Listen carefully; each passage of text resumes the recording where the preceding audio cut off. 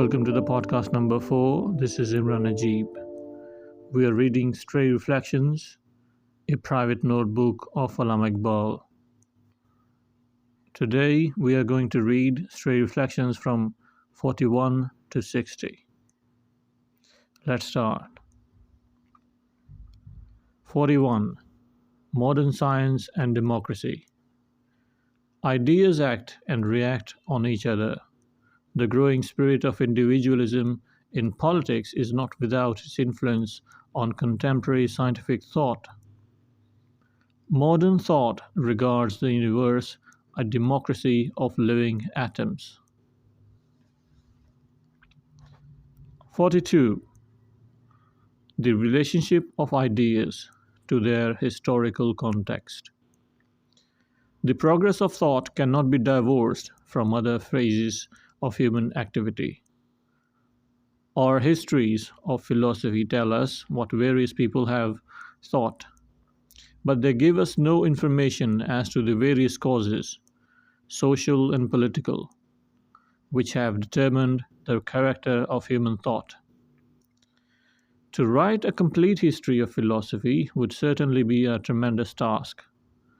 A mere theologian cannot fully reveal to his readers the rich content of Luther's reform.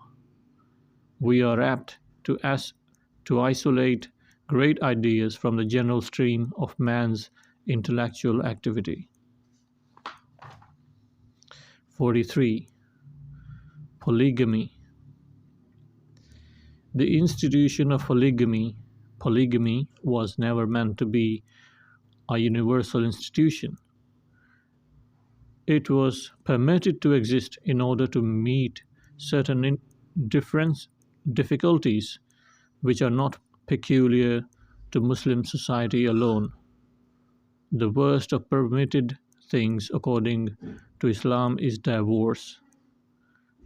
It was partly to avoid divorce becoming a common social phenomenon that polygamy was tolerated.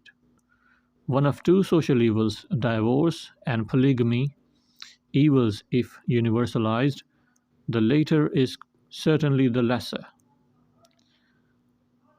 But the avoidance of divorce is perhaps not the only justification for their institution. It is partly a concession to the nature of male who, according to this institution, is allowed to indulge in his inclination for variety, without escaping scot-free from the responsibility arising out of this indulgence. In England, the individual does in some cases indulge in such inclinations, but the law leaves him absolutely free from the responsibilities which may arise from his sexual freedom. He is not responsible for the education of the children he produces, nor can such children inherit their father. The consequences in some cases are awful. France has been compelled to recognize prostitution as a social institution which it is the ugly duty of the state to keep healthy. But perhaps the greatest criticism on monogamy is the existence of superfluous women in several European countries, where various forces of social and political nature are tending to enhance the number of women who cannot secure husbands. They cannot become mothers, and consequently they are driven to seek interests other than the bringing up of children. They are compelled to conceive ideas instead of children. Recently, they have conceived the inspiring idea of votes for women. This is really an attempt on the part of the superfluous women, or if you like, an attempt on her behalf to create interest for her in the sphere of politics. If a society cannot allow their women to produce and bring up children, they must give them something else to be occupied with. The suffragette Suffragette movement in Europe is at bottom a cry for husbands rather than votes. To me, it is nothing more than a riot of the unemployed. 44. The spiritual ideal of the German nation. It is Goethe's Faust, not the books supposed to have been written in the Galilean fisherman, which reveals the spiritual ideals of the German nation, and the Germans are fully conscious of it. 45. On loving one's enemy. Love is more than elixir. The latter is supposed to turn baser metals into gold. The former turns all the baser passions into itself. Christ and Buddha were absolutely correct in their perception of the nature of love, but in their passion for ethical idealism, they ignored the facts of life. It is too much to expect of man to love his enemies. Some extraordinary individuals may have realized this maxim in their life, but as a principle of national morality, the maxim clearly falls down. The results of the Russo Japanese War would have been different if the Japanese had acted on the principles of morality associated with their religion. 46. Ideas. Individuals and nations die, but their children, for example, ideas, never die. 47. White man's burden. An English gentleman once told me that he hated the Jews because they have believed themselves to be the chosen people of God, a belief which implies and perhaps justifies contempt of their nations, of other nations. A belief which implies and perhaps justifies contempt of other nations. He did not remember that the phrase white man's burden concealed the same Jewish belief in a different garb. 48. Goethe's Faust.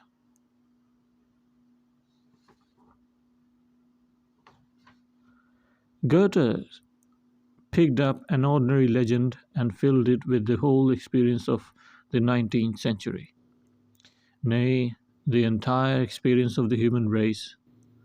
This transformation of an ordinary legend into a systematic expression of man's ultimate ideal is nothing short of divine workmanship. It is as good as the creation of a beautiful universe out of the chaos of formless matter. All right, next. 49 is Milton. The Puritan theology of Milton cannot appeal to the imagination of our age. Very few people read him. Voltaire is quite true in saying that Milton's popularity will go on increasing because nobody reads him. There is, however, one thing in Milton. No poet has ever been more serious about his task than him.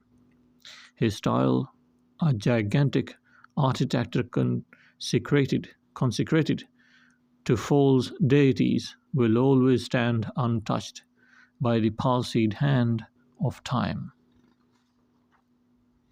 50. The soul of Oscar Wilde. The soul of Oscar Wilde is more Persian than English. All right. 51. Robber nations. The spendthrift in nature's own is nature's own child. The spendthrift is nature's own child. She does not like the accumulation of large masses of wealth in the hands of a few individuals. When the maker of a family succeeds in amassing a fortune, it often happens that in the third or even in the second generation, a spendthrift appears and scatters the whole wealth. But for this agent of nature, the circulation of wealth would be clogged. What is true of individuals is also true of nations. When a nation, by industry or otherwise, amasses and hoards up wealth, thus clogging the wheel of world's industry, the working of which depends on the continual circulation of money. Robber nations appear on the scene and set imprisoned wealth at liberty. Warren Hastings, Clive, and Mahmud are the representative types of such nations which are unconscious agents of nature in the achievement of world's industry. The robbery of Warren Hastings finds its true explanation in the history of the European currencies in the 17th and 18th centuries. 52. The memory of man. The memory of man is generally bad, except for the offenses he receives from his fellow men. 53. Amusements in Muslim countries. There are no amusements in Muslim countries, no theatres, no music halls, no concerts, and better so, the desire for amusement once satisfied soon becomes insatiable. The experience of European countries clearly proves this deplorable fact. The absence of amusement in Muslim countries indicates neither poverty nor austerity nor bluntness of the sense for enjoyment. It reveals that the people of these countries find ample amusement and enjoyment in the quiet circles of their homes. The European critic ought not to be so hasty in his denunciation of the Muslim home. I admit that indifference to outdoor amusement is not a necessary consequence of domestic happiness, nor does love of amusement necessarily mean domestic unhappiness. 54. The power of minorities. The power of minorities. The fate of the world has been principally decided by minorities. The history of Europe bears ample testimony to the truth of this proposition. It seems to me that there is a psychological reason why minorities should have been a powerful factor in the history of the mankind. Character is the invisible force which determines the destinies of the nations, and an intense character is not possible in a majority. It is a force. The more it is distributed, the weaker it becomes. Number 55. Skepticism and religion. There are some people who are skeptical and yet of a religious turn of mind. The French Orientalist Renan reveals the essentially religious character of his mind in spite of his skepticism. We must be careful in forming our opinion about the character of men from their habits of thought. Number 56. Arab poetry. There is my uncle's son walking along the edge of a precipice. Shall I go and from behind push him down the rocky valley to die without a dawn? Considering his treatment, I am perfectly justified in doing so, but it is mean and unmanly to do such a thing. So says the Arab poet in the Hamasa. This passage may be taken as a typical specimen of Arab poetry. No, poetry is so direct, so straightforward, and so manly in spirit. The Arab is intensely attached to reality. Brilliancy of color does not attract him. The poet Mutanabbi, however, may be regarded as an exception, but he is an Arab poet by language only. In spite, he is thoroughly Persian. 57. Wonder. Wonder, says Plato, is the mother of all science. Bedil Mirza Abdul Qadir looks at the emotion of wonder from a different standpoint, says he. Nazakat ha ast dar agosh mina khanai hairat masarda barham mazn ta nashkani range tamashara. To Plato, wonder is valuable because it leads to our questioning of nature. To Bedil, it has a value of its own, irrespective of its intellectual consequences. It is impossible to express the idea more beautifully than Bedil. 58. The critical period of the Muslimans of India. Insofar as the evolution of religious ideas is concerned, there are principally three stages in the development of a community.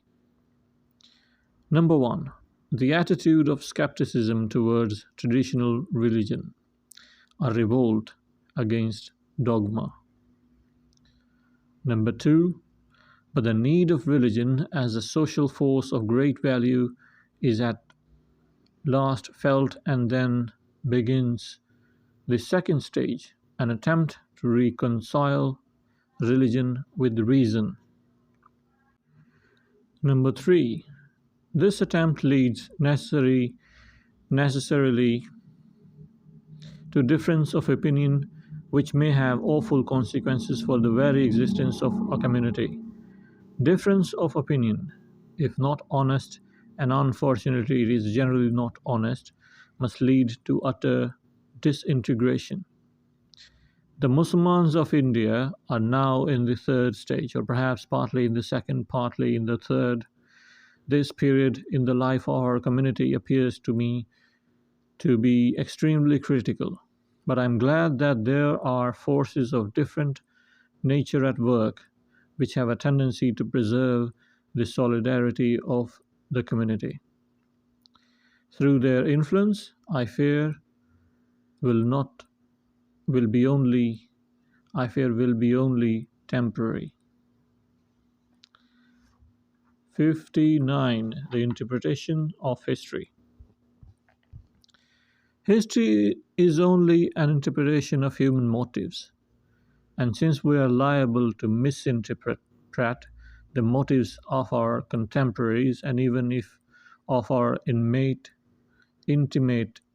friends and associates in daily life, it must be far more difficult rightly to interpret the motives of those who lived centuries before us. The record of history, therefore, should be accepted with great caution. Number 60. Equality. The working power of an idea depends on the force of the personality in which it embodies itself. Muhammad, Buddha, and Jesus Christ are the great embodiments of the ideas of equality. Yet Islam is the only force in the world which is still working in the direction of equality. This was number 60, and that is all for today. And I hope you enjoyed, and let's meet you in the next podcast number 5. And until then, take care of yourself. Bye bye.